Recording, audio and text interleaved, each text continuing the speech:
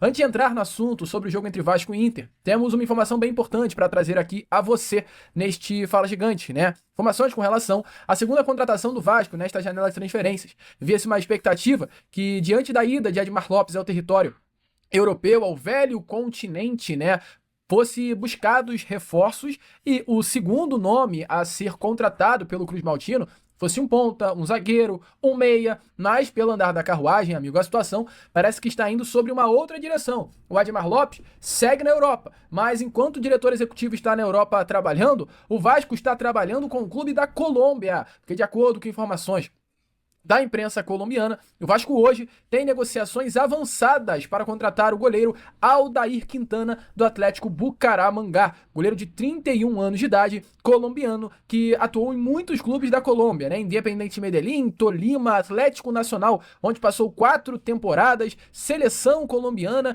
e está 2 temporadas vestindo a camisa do Atlético Bucaramanga, clube que inclusive nessa temporada disputou a Copa Conmebol Libertadores e recentemente foi eliminado para o Atlético Mineiro nas penalidades máximas.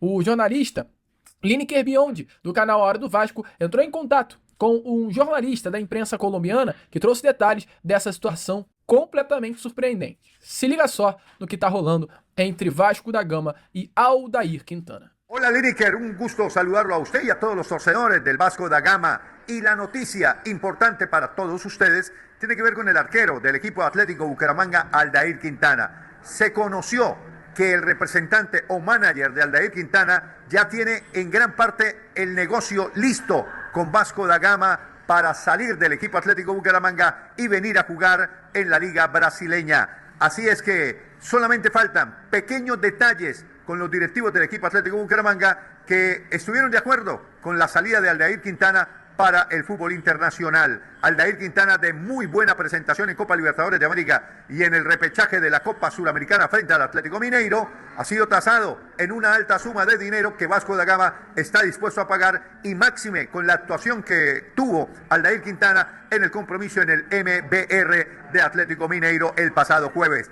Así es de que los días de Aldair Quintana en el equipo Atlético Bucaramanga están contados.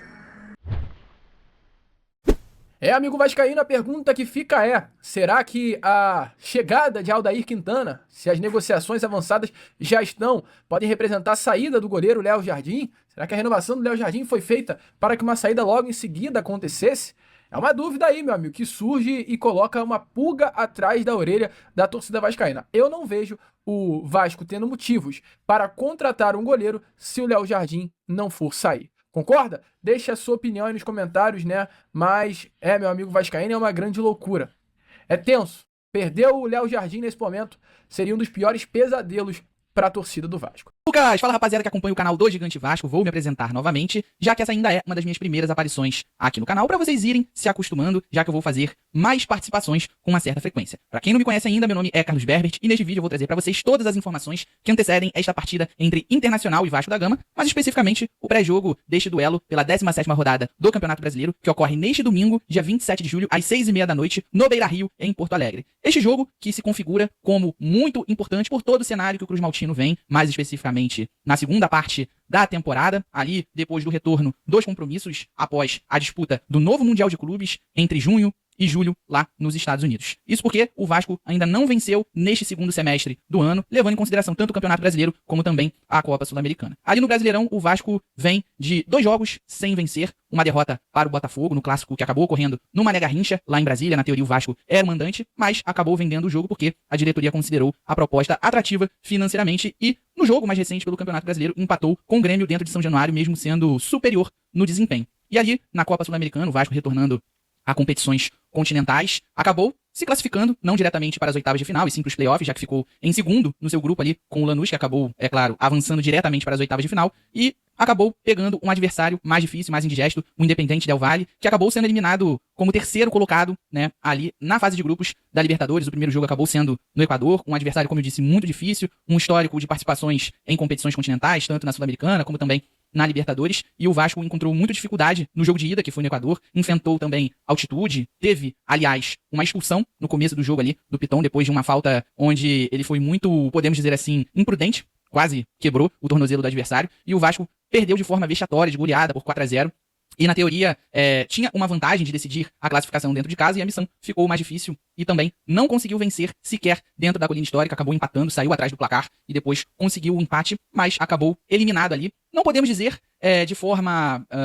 que o torcedor não imaginava, até porque o Independente Del Valle, claro, não tem a mesma tradição do Vasco, mas o seu histórico, podemos dizer assim, o seu retrospecto recente é muito bom em competições internacionais, continentais, inclusive contra brasileiros. Então, mas foi assim decepcionante, porque o torcedor esperava que o Vasco tivesse uma performance melhor e acabou não ocorrendo. Então, foi decepcionante, foi frustrante nesse sentido, porque não conseguiu apresentar um bom futebol, né? Então, além disso, pelo momento, no Campeonato Brasileiro, 2 jogos sem vencer, o Vasco se torna preocupado, podemos dizer assim. Até porque a 17ª rodada do Campeonato Brasileiro já teve início no último sábado e concorrentes na briga contra o rebaixamento acabaram se aproximando, podemos dizer assim. Entre eles, o próprio Fortaleza, que era o vice-lanterna, 19º colocado, venceu o Bragantino dentro de casa, subiu para a 18ª colocação e igualou a pontuação do Vasco, os mesmos 14 pontos. E além disso, o Santos, que estava com um jogador a menos e perdendo por 2-0, conseguiu um empate heróico lá na Ilha do Retiro e chegou aos 15 pontos, saindo da 17ª colocação para a 16ª, ou seja, empurrou o Vasco provisoriamente para a zona de rebaixamento. Ou seja, uma vitória contra o Internacional se tornou crucial para o Vasco nesta partida